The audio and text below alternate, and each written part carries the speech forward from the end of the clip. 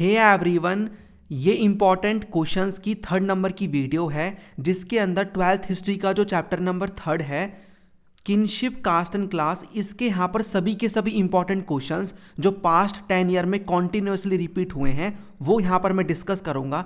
तो सीरीज़ को फॉलो करते रहो एंड आई होप आपको इसका काफ़ी अच्छा बेनिफिट मिल रहा है। ऐसे ही काम की और भी वीडियोस ह्यूमैनिटीज़ लवर के ऊपर अपलोड हो रही हैं, तो आप चैनल को सब्सक्राइब नहीं किया तो करके बेल आइकन को ऑन कर लेना और वीडियो को लाइक भी कर देना और कमेंट में अपना फीडबैक ज़रूर से बता दिया करो वीडियोस आपको कैसी लग रही हैं, सो दैट यहाँ पर मैं इम्प्रूव कर सकूं और समझ सकूं कि आपको और किन टॉपिक्स के ऊपर वीडियो चाहिए। ओके, चलिए फिर स्टार्ट करते हैं विद दी 3 मार्क के क्वेश्चंस के साथ में। यहाँ पर आपको पहला जो क्वेश्चन देखने को मिलेगा वो मिलेगा critically examine the duties as laid down in Manusmriti for the Chandals. तो चांडाल्स को लेकर आपको कौन कौन सी ड्यूटीज देखने को मिलेंगी मनुस्मृति के अंदर। तो यहाँ पर आप स्टार्ट कर सकते हो विद दी वर्ण सिस्टम के साथ में कि वर्ण सिस्टम सामने आया जिसमें लोगों को 4 कैटेगरीज में डिवाइड कर दिया, ब्राह्मण, क्षत्रिय, वैश्यास एंड शूद्रास। लेकिन एक ऐसी भी कैटेगरी थी 5th नंबर की जिनको वर्ण सिस्टम से बाहर रखा जाता था, जिनको यहाँ पर चांडाल्स बोला जाता था। और मनुस्मृति एक ऐसा टेक्स्ट है जिसमें हमें इनकी ड्यूटीज देखने को मिलेंगी। अब आपको वो ही बतानी है ड्यूटीज कि इनको गांव के बाहर रहना पड़ता था, इन्हें बेकार जो बर्तन है वो यूज़ करने होते थे। ऐसे उन लोगों के जिनकी डेथ हो चुकी है उनके यहाँ पर जो कपड़े हैं वो यूज़ करने होते थे और ये आयरन के ऑर्नामेंट्स पहनते थे इंस्टेड ऑफ गोल्ड के ऑर्नामेंट्स, राइट। यहाँ पर इनके पास परमिशन नहीं थी कि ये रात में बेसिकली वॉक कर सके विलेज में।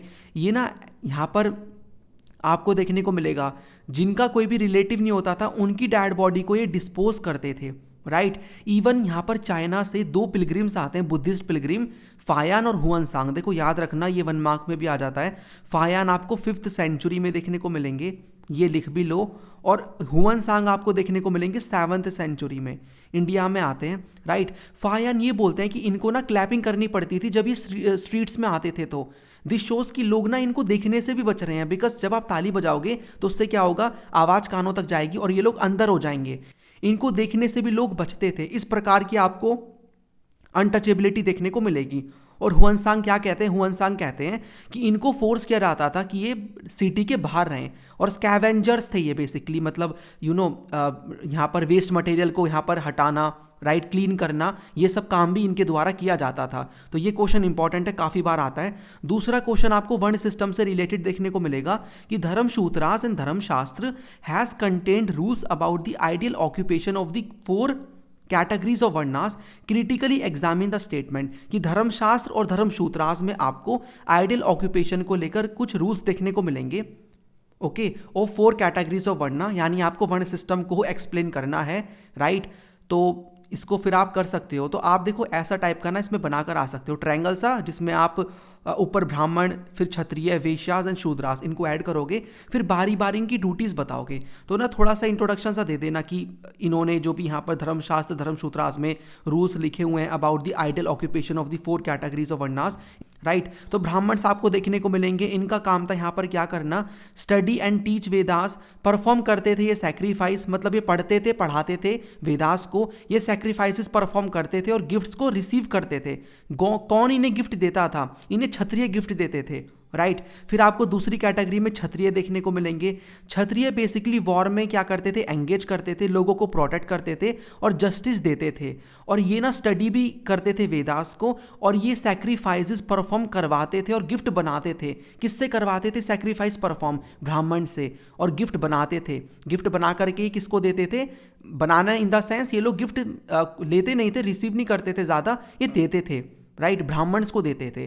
फिर आपको वैश्यास देखने को मिलेंगे जिनका काम यहाँ पर क्या था, इनका काम था बेसिकली ये लोग किस में एंगेज रहते थे, ये एग्रीकल्चर में एंगेज होते थे, पैस्टोरलिज्म में यानी एनिमल रियरिंग करना, और ट्रेड में, वेश्यावर्ण, राइट। आपको फिर शूद्रास देखने को मिलेंगे। शूद्रास का काम था ऊपर के ये आपको जो तीनों वर्ण देखने को मिलेंगे इन सभी को क्या करना, इन सभी को सर्विस प्रोवाइड कराना। इसमें आपको स्लेव्स वगैरह देखने को मिलेंगे। तो सर्विंग दी 3 हायर वर्णास। देखो इसमें ना कभी कभी ये और भी क्वेश्चन में एक पार्ट और इस क्वेश्चन में एक पार्ट और ऐड कर लेते हैं एग्जाम में।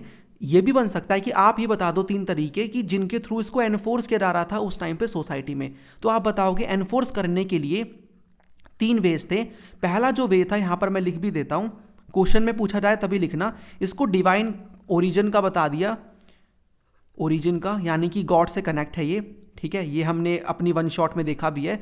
दूसरा यहाँ पर ना किंग को ये बोला गया कि किंग इंश्योर करेंगे कि ये उनकी किंगडम में फॉलो हो। और तीसरा यहाँ पर लोगों को परसुएड किया जाता था, उनको कन्विंस, लोगों को कन्विंस किया जाता था कि आप इसको फॉलो करो, ये इंपॉर्टेंट है, राइट।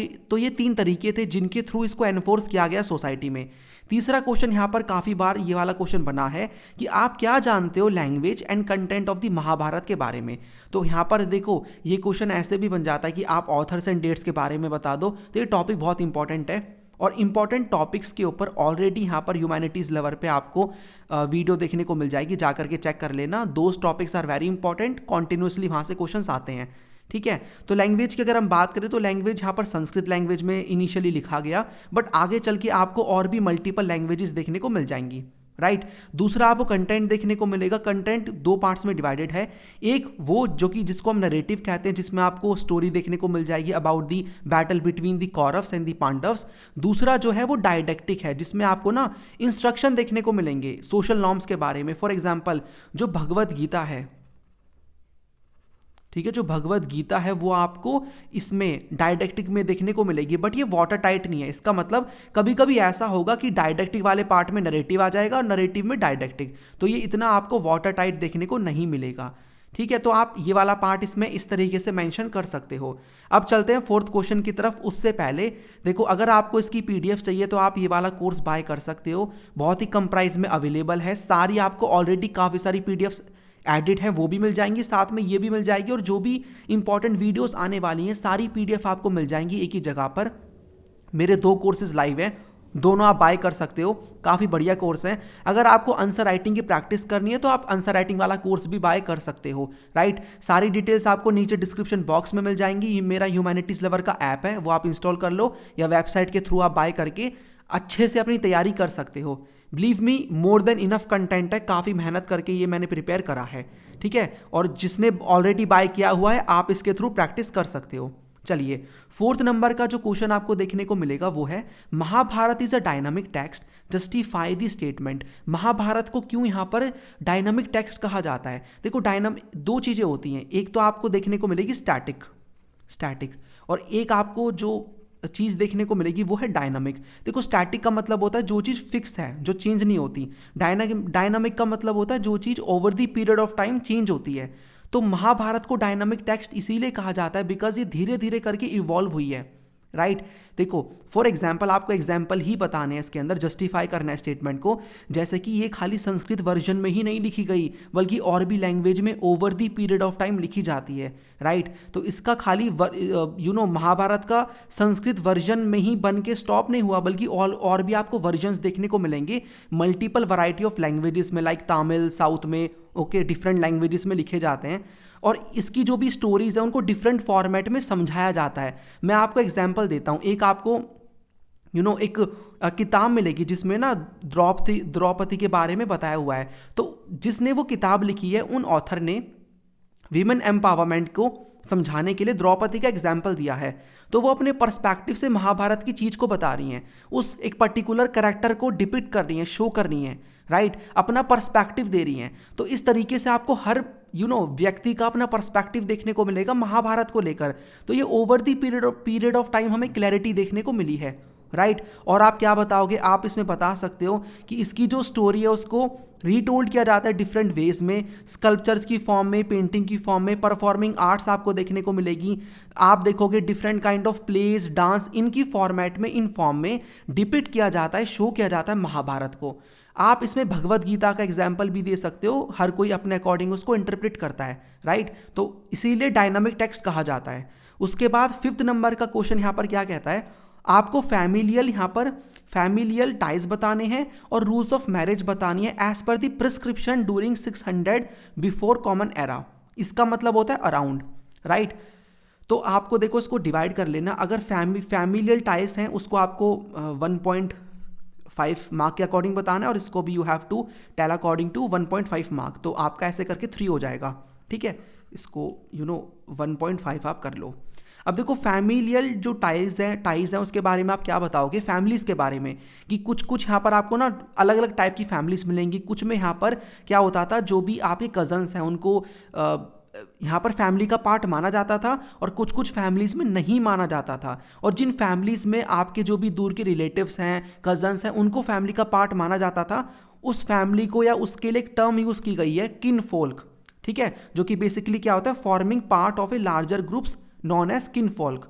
और इसमें आप ना ये टर्म्स भी बता सकते हो। फॉर एग्जाम्पल एक आपको कुल देखने को मिलेगा जिसका मतलब फैमिली, फिर आपका पूरा एक वंश, राइट, और वंश के बाद यहाँ पर उस डिफरेंट वंश मिलके एक जाति को बिलोंग करते हैं, तो जाति। तो सबसे छोटी यूनिट यहाँ पर कुल है फैमिली, फिर वंश है और फिर जाति है। वन शॉट में अच्छे से मैंने कवर कराया है, मेक श्योर आप उसको देख लेना एक बार जा करके।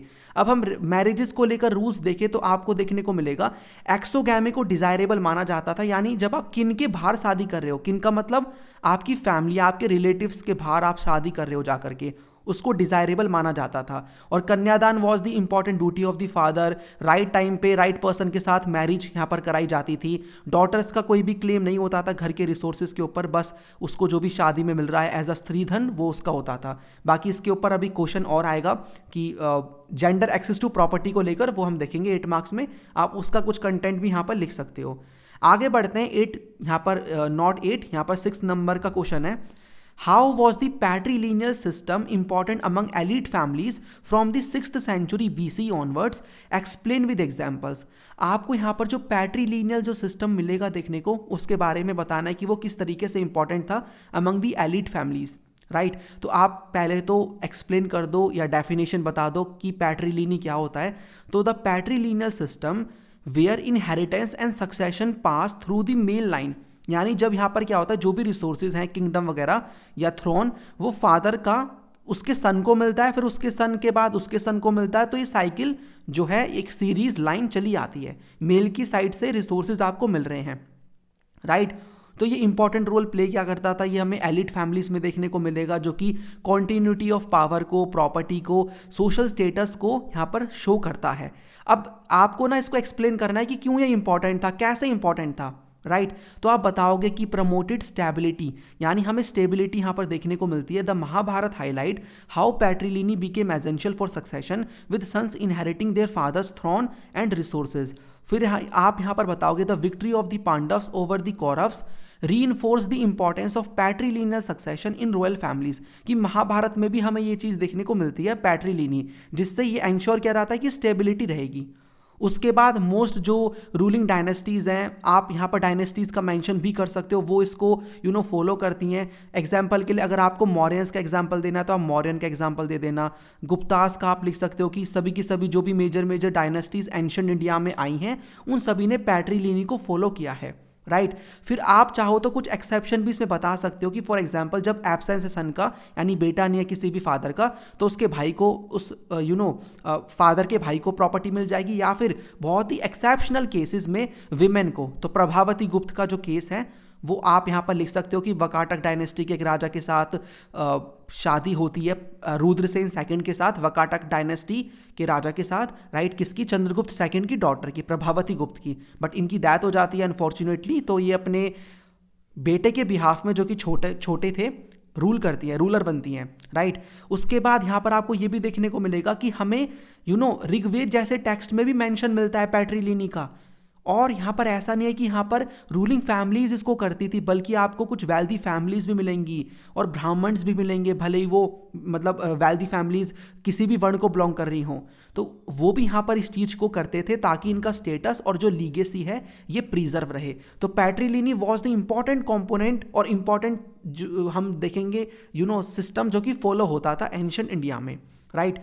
उसके बाद यहाँ पर 7th नंबर का क्वेश्चन है, analyse the elements examined by historians as on Mahabharata as a text. तो देखो अभी हमने ये जस्ट क्वेश्चन किया है, अब एक क्वेश्चन देखो और ऐड करके पूछा जा सकता है, ये 8 मार्क में भी आ सकता है कि एलिमेंट्स बता दो। तो एलिमेंट्स का मतलब जब हिस्टोरियन महाभारत को एग्जामिन कर रहे होते हैं तो वो कौन कौन से एलिमेंट्स को ध्यान में रखते हैं। तो आप यहाँ पर बता सकते हो, अभी हमने देखा लैंग्वेज के बारे में और कंटेंट के बारे में, कि लैंग्वेज को देखा जाता है कि उस टेक्स्ट का लैंग्वेज क्या है, लैंग्वेज कौन सी है, कंटेंट क्या है, ये हमने अभी देखा है जस्ट। अगर ये क्वेश्चन 3 मार्क में बनता है तो आप थोड़ा कम कम लिख सकते हो, और उसके बाद आपको और भी बताना है जो मैं आपको थोड़ा समझा देता हूँ। एक बात होगी डेट्स की और एक ऑथर्स की। तो if I talk about author, तो देखो महाभारत का कोई सिंगल ऑथर नहीं है। पहले के टाइम पे ना इसको ओरली कंपोज किया गया। जो भी आपको यहाँ पर चैरियोटर बार्ड्स देखने को मिलेंगे जिन्हें सूत कहा जाता है, जो कि सारथी थे, जो कि अपने मालिक को ले जाते थे बैटलफील्ड में, वो पोएम्स की फॉर्मेट में ना ओरली कंपोज करते हैं स्टोरीज, राइट। तो उससे रिलेटेड हमें कुछ इंफॉर्मेशन मिलेगी, वो जनरेशन टू जनरेशन ओरली आपको ट्रांसफर होती हुई देखने को मिलेगी, लेकिन बाद में लिखा जाता है, राइट। तो ये तो हो गई कुछ बेसिक चीज़ें, कैसे चीज़ें हो रही हैं। लेकिन जिसको हम बेसिकली एक ऐसे पर्सन जिनको हम बोलते हैं कि भाई इन्होंने महाभारत लिखी है, जिनको माना जाता है, वो आपको वेद व्यास देखने को मिलेंगे। वेद व्यास या सेज व्यास, राइट, इन्होंने महाभारत को कंपोज किया है, जो इसका ओरिजिनल वर्जन है। But we find different authors. अभी हम इसके पीछे एक इसके ऊपर क्वेश्चन भी डिस्कस करेंगे कि क्रिटिकल एडिशन ऑफ महाभारत के ऊपर। If I talk about the time period, तो टाइम पीरियड आपको देखने को मिलेगा, अभी हमने देखा था थोड़ी देर पहले कि महाभारत के 2 पार्ट हैं, मतलब कंटेंट को 2 पार्ट्स में डिवाइड किया जाता है, एक तो नरेटिव और एक डायडेक्टिक। तो नरेटिव वाले पार्ट को पहले लिखा जाता है 200 बिफोर कॉमन एरा से लेकर 200 कॉमन एरा के बीच में। इसका ध्यान ज़रूर रखना, ये BCE है, क्योंकि इससे बहुत फर्क पड़ जाएगा, राइट। और जो उसके बाद जो डायडेक्टिक वाला पार्ट है, इसको लिखा जाता है 200 CE से लेकर 400 CE के बीच में, ओके। उसके बाद यहाँ पर 8th नंबर का क्वेश्चन है गोत्र से रिलेटेड। 2 फीचर्स बता दो या रूल्स बता दो एज पर the brahmanical practice about the gotra, और कौन से एविडेंसेस हमें मिलते हैं from the Satavahana inscription regarding the inheritance of gotra. यानी indirectly they are asking for the exceptions, जो कि हमने पढ़े हैं रिगार्डिंग द गोत्र। तो आप यहाँ पर बताओगे कि हमें गोत्र सिस्टम आता हुआ देखने को मिलेगा, जो कि कुछ ऋषि मुनि हैं, सेजेस हैं, उनके नेम पे कुछ गोत्र सिस्टम चला आ रहा है, राइट। ऐसा माना जाता है कि कुछ जो पॉपुलर ऋषिज हैं उन्हीं की ही संतान हमें देखने को मिलेंगी, राइट, ओके। तो यू विल फाइंड 2 रूल्स। एक रूल ये था कि शादी के बाद जो वीमेन है उनको फादर का गोत्र गिव अप करना पड़ेगा और हस्बैंड का गोत्र अपनाना पड़ेगा, और सेम गोत्र के मैरी भी नहीं कर सकते, बिकॉज ये माना जाता है कि वो एक ही फैमिली को बिलोंग कर रहे होते हैं, राइट। लेकिन हमें इससे रिलेटेड एक्सेप्शन देखने को मिलेंगे। There was one dynasty, Satavahana dynasty, जिन्होंने यहाँ पर रूल किया, राइट। और इसी में से निकल के वकाटक डायनेस्टी बाद में आती है, जो कि अभी मैंने आपको जस्ट बताया प्रभावती गुप्त वाला केस। तो सातवाहन डायनेस्टी वकाटक से पहले आती है इसी वाले पार्ट में। तो ये एक्सेप्शन हमें देखने को मिलेंगे Satavahana. In this case Satavahana की जो वाइफ्स थी ना, उन्होंने अपने फादर के जो गोत्र को यहाँ पर गिव अप नहीं किया, और सातवाहन रूलर्स और उनकी जो वाइफ है उनके गोत्र मैच भी हुए। इट मीन्स दोनों के दोनों जो रूल्स हैं वो सातवाहन रूलर्स ने फॉलो नहीं किए। दिस शोज की रूल्स बन रहे हैं बट सोसाइटी में उनको फॉलो नहीं किया जा रहा है प्रॉपरली, और इसको लेकर 8 मार्क का क्वेश्चन भी आएगा। तो आई होप एक बार देखो, इसको पॉज करके वीडियो को रीड कर लेना, राइट, और अच्छे से आप लिख सकते हो। मैंने आपको क्लैरिटी दे दी है कैसे आपको लिखना है। आगे बढ़ते हैं 8 मार्क के क्वेश्चंस की तरफ। तो यहां पर आपको जो पहला क्वेश्चन देखने को मिलेगा, काफी बार आता है, describe the contribution of VS Sukthankar in reconstructing social history through the critical edition of Mahabharata. तो क्रिटिकल एडिशन ऑफ महाभारत, जहां पर भी आपको एक की टर्म या कीवर्ड देखने को मिल जाए तो आप उसी के बारे में लिख सकते हो कि देखो हिस्टोरियंस को इंडिया की सोशल जो हिस्ट्री है, सोशल लाइफ है, उसके बारे में पता लगाना था एंशिएंट टाइम की। तो उन्होंने सोचा कि महाभारत एक बढ़िया टेक्स्ट है, उसका फिर हम यूज़ कर सकते हैं। बट प्रॉब्लम इज, अभी हमने देखा महाभारत का कोई यहाँ पर सिंगल ऑथर आपको देखने को नहीं मिलेगा। अलग अलग टाइम पे अलग अलग ऑथर्स ने महाभारत को लिखा है, ठीक है। तो क्रिटिकल एडिशन एक प्रोजेक्ट था जिसके अंदर हमने क्या किया, इंडिया के अलग अलग पार्ट में जो अलग अलग वर्जन्स हैं महाभारत के इन डिफरेंट लैंग्वेजेस, उन सभी को स्टडी करना और उनमें जो भी कॉमन चीज़ें हैं उसका एक सिंगल टेक्स्ट प्रिपेयर करना कि भाई इसमें ये कहानी, इसमें ये चीज़, इसमें ये चीज़, जो भी चीज़ें कॉमन है उसका एक टेक्स्ट प्रिपेयर करना, जिसको बोला गया क्रिटिकल एडिशन ऑफ महाभारत। और ये जो प्रोजेक्ट है ये स्टार्ट होता है 1919 में। VS Sukthankar was the leader of this particular project, right. और इसमें यह था कि जो डिफरेंट वर्सेस हैं उनको कंपेयर करना, right, from different part of the country. और यहां पर जब इस प्रोजेक्ट को यहां पर कंप्लीट होने में 47 ईयर्स लगते हैं, 13,000 जो पेजेस हैं इसकी कुछ वॉल्यूम्स तैयार होती हैं, सेवरल वॉल्यूम्स तैयार होती हैं।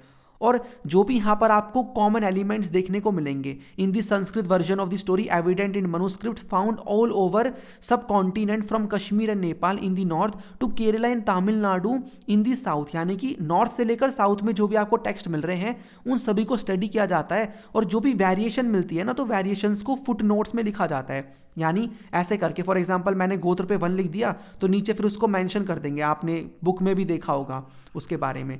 ओके, और ऐसा माना जाता था कि जो भी चीज़ें इन टेक्स्ट में लिखी हैं, मान लो मैरिजेस के बारे में, गोत्र के बारे में, लोग उनको फॉलो करते थे, ऐसा हिस्टोरियंस मानते थे पहले। बट हमें अब पता लग रहा है कि ऐसा नहीं है कि भाई इन चीज़ों को ज़रूर माना ही जाता था, बल्कि इनको ओकेजनली इवन रिजेक्ट भी कर दिया जाता था, जो कि हम एक्सेप्शन पढ़ रहे हैं कि सातवाहन वगैरह जो कि इन रूल्स को फॉलो नहीं करते थे प्रॉपरली, राइट। तो हमने काफ़ी सारी चीज़ों के बारे में इसके थ्रू पता लगाया है कि टाइप ऑफ मैरिजेस, गोत्र सिस्टम, वर्ण सिस्टम, जाति सिस्टम। ओके, तो ये क्वेश्चन इंपॉर्टेंट है।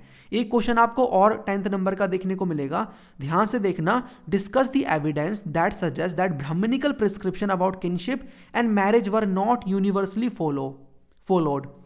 तो इसमें आपको ये देखने को मिलेगा, आपको ना किनशिप के बारे में बताना है, यानी कि फैमिली के बारे में। फैमिली में आपका पैट्रीलिनी आएगा, मैरिज आएगा और गोत्र सिस्टम आएगा, और उसके बाद आपको मैरिज का बताना है। तो ये आपका 4+4 करके आएगा कि भाई इन दोनों को लेकर हमें कौन कौन से एक्सेप्शन मिलते हैं, यानी रूल्स बन रहे हैं सोसाइटी में बट उनको फॉलो नहीं किया जाता था। दूसरा देखो, दूसरा जो और पार्ट है ना उसमें किनशिप का तो पूछा है बट आइडियल ऑक्यूपेशन का पूछ लिया, आइडियल ऑक्यूपेशन ऑफ द वर्ण ऑर्डर यानी वर्ण सिस्टम का। तो ये भी 4+4 में आएगा। तो इसका देखो यहाँ तक का तो ऊपर वाला आपका हो जाएगा, इसका मैं अलग से आपको बताऊंगा। तो अभी आप ऊपर वाले का आंसर देखो, इस वाले का, ठीक है। तो आप पहले किनशिप का बताओगे, किनशिप में आप पहले बता देना पैट्रीलिनी के बारे में कि भाई पैट्रीलिनी क्या होती है, आप बता देना इसमें क्या होता है कि ये चीज़ हमें पहले से ही देखने को मिलती है बट एविडेंस हमें देने हैं कि फॉलो नहीं किया जाता था। फॉर एग्जाम्पल महाभारत में आपको एक एग्जाम्पल देखने को मिलेगा, जो आपको विचित्र वीर्य मिलेंगे, यानी धृतराष्ट्र और पांडु के पिताजी, राइट, उनके 2 बेटे थे। तो आपको एक धृतराष्ट्र देखने को मिलेंगे और एक पांडु। धृतराष्ट्र देखो बड़े बेटे थे, ठीक है, और ये कंसेप्ट था कि प्रीमोगेनेचर का, कि बड़े बेटे को ही यहाँ पर राजा बनाया जाता था। बट हमें ये देखने को मिलेगा ये ब्लाइंड थे, इसी वजह से जो पांडु हैं उनको राजा बनाया जाता है। बट आगे चल के यहाँ पर पांडु की डेथ हो जाएगी, फिर यहाँ पर धृतराष्ट्र को राजा बनाया जाता है। तो ये भी एक्सेप्शन है। इवन प्रभावती गुप्त की जो स्टोरी है, ऐसे मत लिखना स्टोरी करके, आप पूरा एक्सप्लेन कर देना, यहाँ पर जस्ट मैंने आपके लिए लिख दिया है। आप ये भी लिख सकते हो कि कुछ एक्सेप्शनल केसेस में विमेन को भी यहाँ पर बेसिकली वो थ्रोन मिल जाया करता था, राइट। सातवाहन का आप एग्जाम्पल दे सकते हो, ये मेट्रोनिमिक्स थे, मतलब ये अपने नाम के आगे अपनी मदर का नेम जोड़ते थे।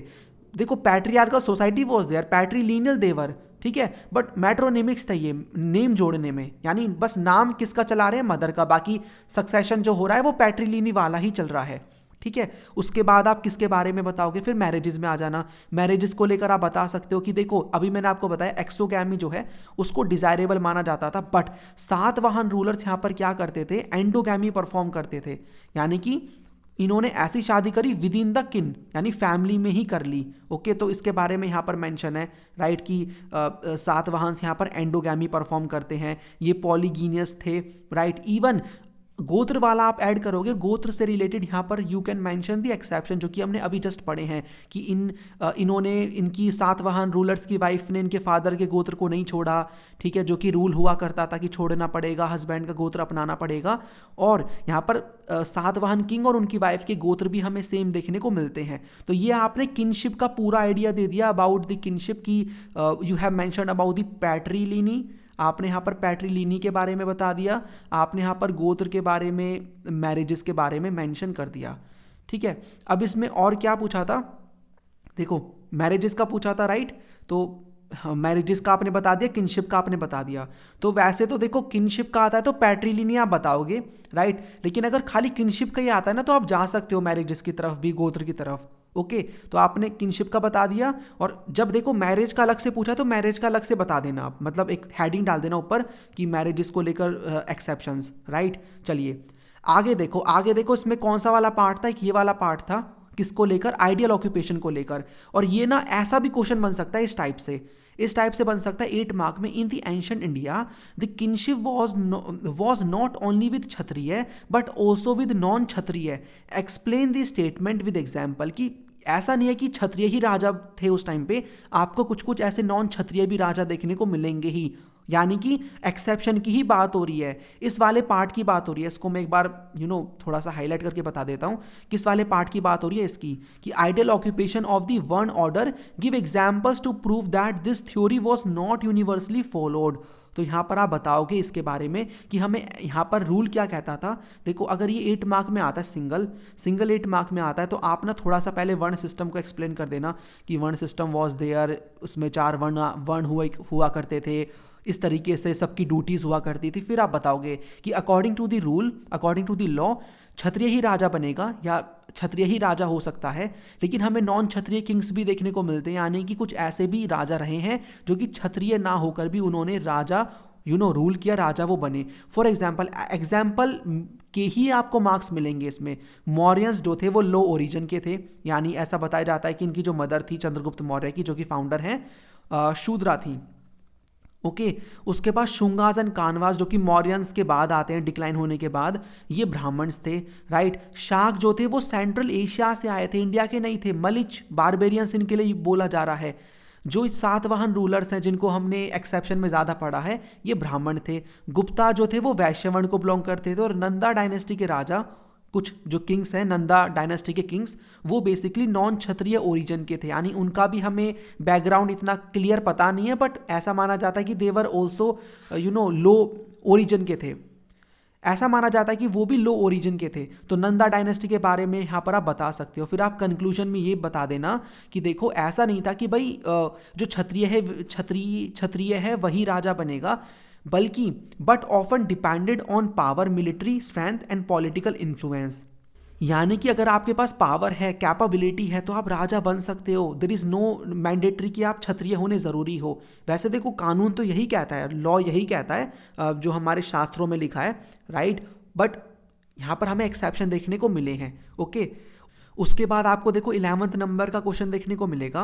Historians have studied many rules and valid practices of familial ties during the Mahabharata period, explain the statement with example. देखो यहाँ पर फैमिलीज की बात हो रही है कि हिस्टोरियन स्टडी करते हैं many rules and valid practices of familial ties during the Mahabharata, यानी फैमिलीज के बारे में हमें काफ़ी कुछ पता लगता है ड्यूरिंग द महाभारत। तो हमें कौन कौन सी चीज़ें पता लगी हैं, तो अभी तक हमने इस चैप्टर में जो भी पढ़ा है आपको वो सब लिखना है। जैसे कि देखो आप देखो इसका आंसर मैंने डिटेल में इसलिए नहीं लिखा बिकॉज इसको हम ऑलरेडी पहले पढ़ चुके हैं पीछे डिफरेंट क्वेश्चंस में, तो आप उसी में से ही पॉइंट उठा करके लिख सकते हो। कौन से पॉइंट लिखोगे, कैसे लिखोगे, वो मैं आपको अभी बता देता हूँ। देखो आप स्टार्ट करोगे विद दी फैमिलीज के बारे में, हमने पहला क्वेश्चन ही देखा था, पहला या दूसरा क्वेश्चन था, ठीक है। कितनी प्रकार की फैमिलीज होती थी, ये तीनों टर्म्स मेंशन कर देना, और सिबलिंग्स के बीच में रिलेशन बता देना कि सिबलिंग्स के बीच में कैसे रिलेशन होते थे। जैसे कजन्स के बीच में लड़ाइयाँ भी होती थी। Mahabharata is one such battle, right, was such battle. तो आपको एक ऐसा बैटल देखने को मिलेगा महाभारत जिसमें कॉन्फ्लिक्ट हो रहा है ओवर दी लैंड। उसके बाद इनहेरिटेंस में आपको पैट्रीलिनी के बारे में बताना कि पैट्रीलिनी वॉज देयर, एक्सेप्शन थी इसको लेकर। फिर आप rules and types of marriages को बता देना, इसको लेकर एक्सेप्शन बता देना। गोत्र को लेकर रूल्स बता देना, एक्सेप्शन बता देना। और वीमेन का रोल बताना कि उस टाइम पे वीमेन का रोल हमें देखने को मिलेगा। फॉर एग्जाम्पल सातवाहन मैट्रोनिमिक्स थे, अपनी मदर के नेम को अपने नेम के आगे जोड़ते थे। फॉर एग्जाम्पल गौतमी पुत्र श्री सतकर्णी, यानी गौतमी का पुत्र श्री सतकर्णी, ठीक है। तो ये ऐसे राजा हैं। कुंती और द्रौपदी का भी हमें इंपॉर्टेंट रोल देखने को मिलेगा इन दी महाभारत। दिस शोज की वीमेन का भी इंपॉर्टेंट रोल है। तो आप फैमिलीज के बारे में बता दोगे सब कुछ जो हमें महाभारत के थ्रू पता लगता है कि फैमिलीज कितने टाइप की हैं, क्या है फैमिलीज, पैट्रीलिनी, मैरिज, ठीक है, गोत्र और रोल ऑफ वीमेन। तो आप इन पॉइंट्स को अगर एक्सप्लेन कर देते हो प्रॉपरली 8 मार्क में, यानी कि 300 वर्ड्स से लेकर 350 वर्ड्स के बीच में, जो कि आपको देखने को मिलेगा अगर 8 मार्क में एक क्वेश्चन बनता है तो, ठीक है, तो you will get marks. Okay चलिए आगे लास्ट क्वेश्चन है इस चैप्टर का, जो कि you will find not last, एक और इसके बाद क्वेश्चन है। 13 क्वेश्चन है टोटल। एक क्वेश्चन आपको ये देखने को मिलेगा 12th नंबर का। In the ancient Indian subcontinent there were population beyond the influence of Brahmanical idea of 4 varna, explain this statement with example. तो आपको ऐसी भी पॉपुलेशन देखने को मिलेगी जो वर्ण के बियॉन्ड है, मतलब उसके बाद भी है। तो आपको देखो बेसिकली किसके बारे में बताना है, आपको यहाँ पर पहले जातिज के बारे में बताओ कि वर्ण सिस्टम सामने आया जिसमें 4 कैटेगरी में लोगों को डिवाइड कर दिया, ऐसे आप इंट्रोडक्शन बता सकते हो, ठीक है। उसके बाद आप क्या बताओगे, उसके बाद यहाँ पर आपने इंट्रोडक्शन दे दिया, फिर आप यहाँ पर बताओगे कि ऐसे भी यहाँ पर कुछ ऑक्यूपेशंस थे जो कि इस वर्ण सिस्टम में फिट नहीं हो पा रहे थे, इन 4 वर्णा में फिट नहीं हो पा रहे थे, तो उनके लिए जाति सिस्टम सामने आया।